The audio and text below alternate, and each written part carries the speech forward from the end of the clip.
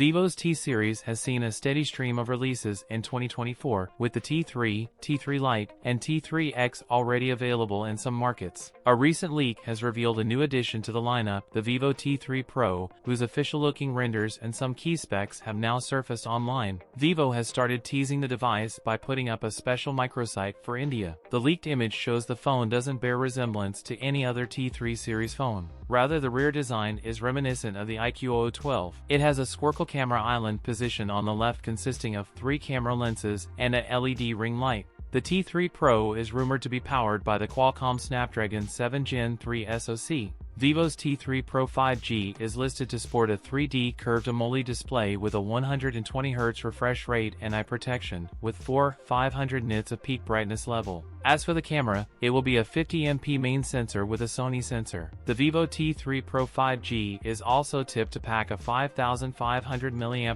battery. That's it for today's video. If you enjoyed it, don't forget to like, comment, and subscribe for more content. Thanks for watching, and I'll see you in the next one.